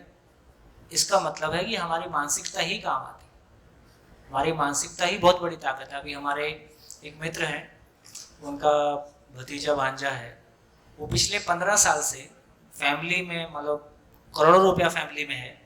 एक दिन उसको लगा कि ये सब फालतू है, मज़ा नहीं आ रहा है इसमें जी के, क्या करूं, खाली हाथ हो जाऊं। जेब खाली किया और निकल गया। आज वो 15 साल से कम 20-25 कंट्रीज घूम चुका है, जहाँ भी जाता है उनके साथ रहना शुरू कर देता है, और ऐसे ही वो अलग अलग तरह के प्रयोग करते रहता है। अभी मैं सही और गलत की बात नहीं कह रहा हूँ, खाली जेब 25 कंट्री घूम लिया है, 50 कंट्री घूम लिया है। इसका मतलब है ये जो हमको लगता है कि पैसे से दुनिया चल रही है, इससे भी बड़ा एक लेवल है कि मैं नहीं कह रहा हूँ कि पैसे से दुनिया नहीं चलती है, लेकिन ये कोई मानसिकता कोई बड़ी ताकत है। जिन लोगों ने बहुत बड़े काम किए वो पैसे की वजह से किए कि मानसिकता की वजह से किए? नानू भाई के पास कौन सा पैसा था? यहाँ इन्होंने जब कल बात हो रही थी तो पहले साल का इनका पूरी संस्था का बजट जो है 6,000 रुपए था। तो जिन लोगों ने सही अर्थों में कोई सामाजिक बड़े परिवर्तन किए वो सभी लोगों ने पैसे की ताकत से किए कि किसी मानसिक ताकत से, भावनात्मक ताकत से किए? तो इस बात पे आप ध्यान दोगे तो आपको पता, वो आंसर मिल जाएगा कि भौतिक ताकत अपनी जगह, उसका सम्मान है, उसकी आवश्यकता है शरीर को जिंदा रहने के लिए, उसके बिना कोई सहारा नहीं है। लेकिन आदमी के जीवन में जो गति आती है वो भौतिकता की वजह से नहीं आती है, वो मानसिकता की वजह से आती है। मैं थोड़ा ऐड करना चाहूँगा सर। मैं ये बोल रहा हूँ कि मैं ये नहीं कर रहा हूँ कि सब कुछ चाहिए, मतलब भौतिकवाद में मैं ये बोल रहा हूँ कि थोड़ा सर्टेन चाहिए, कि सर्टेन लेवल के बाद आप सर्टेन कितना होता है आपके हिसाब से? सर्टेन क्या है? मतलब मेरा जो फिजिकल नीड्स है, मतलब कि जैसे मैं अपना खुद का मतलब बॉडी का जो रिक्वायरमेंट है वो पूरा कर लूँ, उसके बाद कितने में हो जाएगा? मतलब रोज का रोज खाना हो जाएगा। बस इतना? तो इतना होने में क्या दिक्कत है इस देश में? फिर हम बात कर रहे हैं। ऐसा होने में क्या दिक्कत है? इतना बढ़िया शरीर है, इतना बढ़िया मन है, कहीं भी पैदा कर लेंगे। यदि काम करेंगे तो क्यों हम नहीं जिएंगे? ऐसी कोई प्रॉब्लम भी नहीं है। आज देखिए, मेरे को लगता है कि सभी इस बात को स्वीकारेंगे, 1 लाख महीने पाने वाले को जम के डांटा जा सकता है, 10,000 रुपए पाने वाले को नहीं डांटा जा सकता।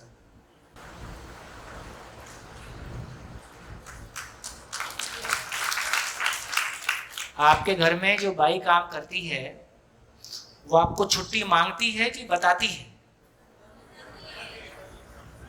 बताते हो। कभी कभी तो हम कहते हैं यार फोन तो कर दिया कर, ठीक? और लाख वाले को बिठा के जम के डांट सकते हो क्योंकि उसके पास ऑप्शन नहीं है। 10,000 वाले को डांटना संभव नहीं है। इसका मतलब है जो अपनी मेहनत का खा रहा है उसके साथ आप ज्यादा कुछ नहीं कर सकते, उसके लिए ऑप्शन हमेशा उपलब्ध है। मुश्किल नहीं। हाँ जी, और बोलिए। तो अच्छी बात नहीं बता रहे हो आप। हाँ, इस पूरी चर्चा से देखो हमारे भीतर कई बार बल्ब जलता है ना? ये पूरी बात को सुनने से जहां जहां हमारे जीवन की आशाएं निराशाओं में बदली हैं, जहां जहां हमारा जीवन कुंठित हुआ है, जहां जहां हमको लगता है कि रास्ते नहीं है, हमको रास्ते दिखने शुरू हो जाते हैं। अपनी जिंदगी में अपनी जिंदगी का रास्ता दिखना शुरू हो जाए, इससे बड़ी खुशी और कुछ नहीं हो सकती। तो आपको क्या रास्ता दिखा? बोलो, परिचय से। मेरा नाम माया है, मैं 8वीं कक्षा में पढ़ती हूँ। मेरा क्वेश्चन ये है कि सभी लोग सुख के पीछे ही क्यों दौड़ते हैं? ऐसा क्यों नहीं होता कि सुख उनके पीछे आए? आता ही है। मतलब इसमें कोई, देखो अभी जब आप कह रहे होते हो तो ये क्लियर नहीं होता कि आप इंद्रिय सुख की बात कर रहे हो कि सही अर्थों में किसी सुख की बात कर रहे हो। जब उसकी बात कर रहे हो तो वो तो पीछे पीछे आता ही है। जितनी मेहनत करो रिजल्ट उससे ज्यादा है। देखिए, अभी सामान्य जिंदगी में एक सेंटेंस सबके पास बना रहता है कि मैंने ज्यादा मेहनत की, रिजल्ट कम आया। ये कॉमन सेंटेंस सुनने को मिलता है, मैंने मेहनत ज्यादा किया जिंदगी में लेकिन रिजल्ट कम आया। इस प्रोसेस में चलने के बाद आज तक मेरे को एक भी आदमी नहीं मिला जो ये ना कहता हो कि मैंने जितनी मेहनत की रिजल्ट उससे ज्यादा है। इसका मतलब इतना ही हुआ कि जब हम नदी के बहाव में तैरते हैं तो हमारे साथ नदी का बहाव मदद करता है, हमारी मेहनत से ज्यादा गति हम पाते हैं। जब हम नदी के बहाव के विपरीत बहते हैं तो हमारी मेहनत में से कुछ माइनस हो जाता है। तो जब हम अस्तित्व के नियम के विपरीत जीने की कोशिश करते हैं, जिंदा रहने को जीना मानते हैं, मेहनत ज्यादा होगी कम होगी? मेहनत ज्यादा रिजल्ट कम।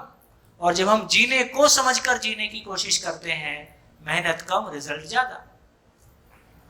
सिंपल, इसमें कुछ भी मुश्किल नहीं है। हाँ जी, और बोलिए। सुख चल के हमारे पीछे आता है। हाँ जी। मेरा नाम खुशी। कोई गरीब व्यक्ति होता है तो वो अमीर व्यक्ति की कार को देखकर बोलता है काश मेरे पास भी ऐसी कार होती तो तो बाद में तो ये पॉजिटिव, तो मानसिक रूप से वो पॉजिटिव है या नेगेटिव? आप ही बताओ, आप बताओ। आप बताओ। मुझे पता होता तो मैं आपसे थोड़ी ना पूछती। आधा पता, क्वेश्चन करने के वाले के पास आधा आंसर होता ही है, तभी वो क्वेश्चन कर पाता है। तो क्या लगता है तुमको, मानसिकता स्वस्थ है कि अभी बीमार है?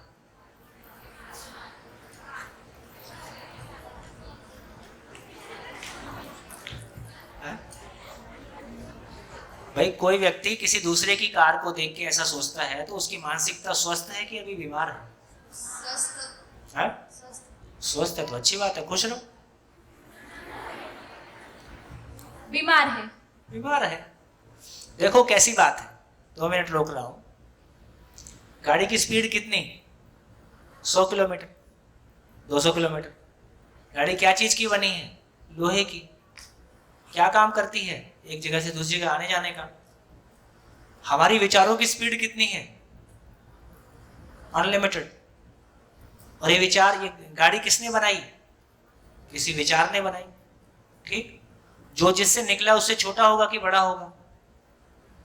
तो मैं मानव, जिसका शरीर कोशिकाओं से मिलके बना है, जिसका ब्रेन, जिसमें सोचने की ताकत पूरे ब्रह्मांड को समझने की है, मैं इतनी सक्षम, इतनी बड़ी मशीन, मैं मानव, और एक लोहे के टपरे से प्रभावित होता हूं। लोहे का टपरा ही तो है। पुरानी जंग खाई हुई कार कैसी लगती है ना? तो इसका मतलब है कि मुझको अपने मानव होने का एहसास नहीं है, इसलिए कार भी मुझ पे भारी पड़ती है। मुझको अपने मानव होने का एहसास होगा तो लोहे का टपरा ही होता है, ठीक है? आने जाने का साधन है। मेरे से बड़ा कैसे हो सकता है? मैं उससे प्रभावित कैसे हो सकता हूँ? उसको आने जाने के लिए इस्तेमाल करूंगा, इसमें कोई दिक्कत नहीं, लेकिन उसकी मेरी पहचान गाड़ी से होगी, ये मानसिक रूप से बीमारी की निशानी है। मैं स्वस्थ नहीं हूं। बढ़िया। और हाँ जी, माइक। भैया माइक नहीं चालू। अपनी लाइफ में यदि सुख होता तो दुख का अनुभव नहीं होता, और दुख होता तो सुख का अनुभव नहीं होता। जीवन में सुख और दुख दोनों होता है। यदि दुख ही दुख होता तो सुख का में कोई अनुभव नहीं होता। क्वेश्चन अच्छा है, लिख के रखो, बात करेंगे। हाँ जी। तो अब आपके इस क्वेश्चन से ये टॉपिक निकलता है कि अब सुख क्या है, उस पर बात करेंगे तो इसका आंसर निकल आएगा। जितने भी क्वेश्चन आपके मन में आते हैं कम से कम कॉपी के बैक साइड में लिखते जाए। हाँ जी। मेरे हाथ में ही कुछ गड़बड़ है। तो सोम भैया, ये एक प्रश्न है। जो 4 विषय आपने बताए थे, उसमें आहार, निद्रा, ये तो समझ आते हैं, पर ये जो भय का विषय है, ये थोड़ा सा मेरे लिए या ब्रॉड विषय है। और जिस तरीके से आपने सम्मान के लिए पैसा, धन और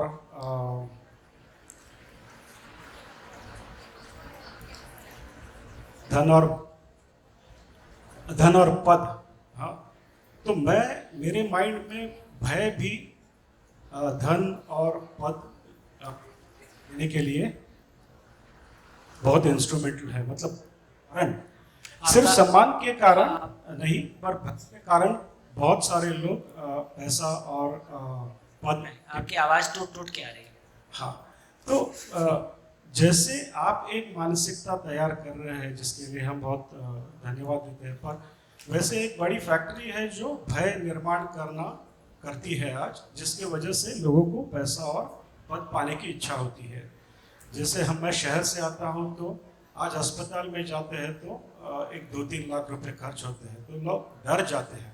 बिल्कुल ठीक। हाँ, तो ये जो भय का माहौल फैलाने वाली, जो मानसिकता क्रिएट करने वाली जो फैक्ट्री है, वो आज हमारे ये आपके मानसिकता तैयार करने से बहुत बड़ी है। तो इस पे कुछ बताएंगे, ये इसको कैसे एड्रेस किया जा सकता है? देखिए, ओरिजिनली सारे स्कूल मानसिकता तैयार करने की फैक्ट्री है और इससे बड़ी कोई फैक्ट्री विश्व में हो नहीं सकती। ठीक हो गया? तो यदि हम ये सिंपल बात ये कह रहे हैं कि यदि केमिस्ट्री और फिजिक्स और मैथमेटिक्स और इंग्लिश को क्लासरूम में लाया जा सकता है तो जिंदगी को भी क्लासरूम में लाया जा सकता है। और अभी वो स्थितियां बन ही गई हैं लगभग सभी जगह। जैसे जैसे हमने भौतिकता देखी है और उसकी अंतिम सीमा देखी है, तो इस बात पे हमारा ध्यान जा ही रहा है कि मानसिकता पे कुछ काम करना पड़ेगा। इसलिए वेल बीइंग और वो लाइफ स्किल्स और तमाम तरह की चीज़ें मल्टीनेशनल्स में और कॉरपोरेट में और गवर्नमेंट सेक्टर में, सॉफ्ट स्किल्स, ये सारी बातें होने ही लगी। जैसे जैसे आगे बढ़ेंगे इन सब की आवश्यकता बढ़ ही रही है। तो इन चीज़ों को देखेंगे तो एक समय तक हमने आध्यात्मिकता के सहारे केवल ईश्वर आराधना में जियो और सुखी हो जाओ ऐसे मॉडल पे चले। उसमें जो उपलब्धि हुई सो हुई और जो बचा है वो शेष है ही है। फिर एक भौतिकता का दौर चला कि शरीर और पैसा और भोग में सब कुछ है, इसको भोग के देखो। लगभग उसके भी एंड पे हम आ ही रहे हैं। तो मेरे को लगता है कि इसमें कुछ नया नहीं है। एक स्टेप के बाद अगला स्टेप ग्रेजुअली आ ही जाता है। मानव जाति की जो आवश्यकता बनती है वो अवतरित हो ही जाती है। शुरुआती दौर में वो एक छोटा सा दिखाई देता है। यदि जिस मॉडर्निटी की बात आज हम कर रहे हैं, बड़ी फैक्ट्री की बात हम कर रहे हैं, इसकी उम्र कुल 200-300 साल है। मानव जाति का इतिहास लाखों साल का है। उसमें 200-300 साल में कोई एक चीज़ उभरी है, उसका एंड भी दिखाई दे रहा है ना। और आज एजुकेशन की बात करें, वो पिरामिड भी गिर रहा है, पॉलिटिकल पिरामिड भी गिर रहा है। सारी चीज़ों को देखें तो सारे पिरामिड गिर रहे हैं। तो इसमें कोई नई चीज़ की ज़रूरत है ही है। यदि इसमें कोई ज़िंदगी देने का दम होगा, अपने आप फैल जाएगी। फैलने में बहुत टाइम नहीं लगेगा। केवल जमाने को ये भरोसा करने की ज़रूरत है कि जो हमारी ज़रूरतें हैं वो एड्रेस हो सकती है। हाँ जी, नमस्ते सोम भैया। कुछ मेरा सवाल भी उसी निगड़ित था जो नितिन भाई ने पूछा। जो आपका एग्जाम्पल देखा, आपने 2-3 और एग्जाम्पल्स भी बताए। अब मेरा प्लेसमेंट अगर करूँ सोसाइटी में, समाज में, तो ये सारी बातें मानसिकता के लिए मुझे जानना और समझ भी गया। अब मैं उसमें कदम रखना चाहता हूँ और बनना चाहता हूँ। तो आपने जो किया, मुझे आज ऐसा लग रहा है, शायद मैं गलत हो सकता हूँ, कि वो एक एक्सट्रीम था। मुझे उस एक्सट्रीम में मैं जाऊँगा तो जरूरत नहीं। हाँ, तो एक भय पैदा हो रहा है क्योंकि मेरे ऊपर निर्भर होने वाले बच्चे हैं। और जैसे उन्होंने कहा मेडिकल रीजंस या एजुकेशन, कुछ भी रीजन के लिए थोड़ा पैसा तो जरूरी है। बिल्कुल ठीक। वो मैंने कमा लिया है और अभी मैं पूरा आनंद लेना चाहता हूँ और धीरे करके आगे बढ़ना चाहता हूँ। साथ ही साथ दूसरे समाज में ये भी लोग सारे तो मेरी मानसिकता या आपकी मानसिकता तक पहुँच नहीं गए हैं, तो उनकी मानसिकता थोड़ी सी डिसीज्ड है या गलत है। तो उनसे मैं प्रोटेक्ट करते हुए मैं साथ साथ आगे कैसे बढ़ूँ? तो कहीं ना कहीं मुझे 2 नावों में पाँव रखना जैसा चीज़ है, पर कहा ही जाता है कि 2 नावों में पाँव नहीं रखना चाहिए। तो प्रैक्टिकल इसका मैं इस्तेमाल कैसे करना शुरू करूँ? दूसरा दिन है, 8वें दिन बात करेंगे। ठीक है। और कुछ? बढ़िया, नमस्कार, फिर मिलेंगे इनके बोलने के बाद। मानसिक प्रक्रिया और भौतिक वस्तु में क्या संबंध है? मानसिक प्रक्रिया और भौतिक वस्तु। भौतिक वस्तु का मतलब है माइक है, ये स्पीकर है, ये माइक है, ये कैमरा है, कपड़े हैं, शरीर है, ये सब भौतिक वस्तु। मानसिक प्रक्रिया क्या मतलब है? मानसिक प्रक्रिया का मतलब है कि मैं कोई चीज़ को सोचता हूँ, फील करता हूँ, सुखी होता हूँ, दुखी होता हूँ, उसको फिर सोचता हूँ, फिर कोई नए तरीके से सोचता हूँ, अब ठीक लगने लगता है। तो मानसिक प्रक्रिया का मतलब भाव और विचार और उससे जुड़ा हुआ सुख और दुख, ये मानसिक प्रक्रिया। हाँ जी, देखिए 2-3 बातें कह के अभी के सत्र को पूरा करता हूँ। एक तो इस सत्र में हमारी ये स्पष्टता बनी कि अभी तक हमारे पास, अभी तक मानव जाति के पास एक परिवार के जीने का स्वरूप उपलब्ध नहीं है। ठीक हो गया? अभी तक हमारे पास क्या उपलब्ध है? भौतिकवाद कहता है कि अधिकतम में जियो, आदर्शवाद कहता है कि न्यूनतम में जियो। न्यूनतम का कोई मापदंड बनता नहीं, अधिकतम सबके लिए संभव नहीं। तो एक जो बहुत क्लियर चीज हमारे सामने आई है वो ये कि एक परिवार शिकायत मुक्त, अभाव मुक्त होकर जी सकता है, ऐसा हर परिवार जीना ही चाहता है। ऐसा जीने को समझने के लिए हम बाई एजुकेशन इस पे आगे बढ़ सकते हैं। तो एक परिवार, ऐसा एक परिवार जीना चाहता है कि विश्व के सभी परिवार जीना चाहते हैं, विश्व के सभी परिवार ऐसा जीना चाहते हैं। तो जीने की बात हम क्लासरूम में कर सकते हैं ना, जीने का भरोसा हम पा सकते हैं, दूसरों को दे सकते हैं। इन्हीं संभावनाओं के साथ आप भोजन करके, आराम करके फिर मिलेंगे 2:30 बजे।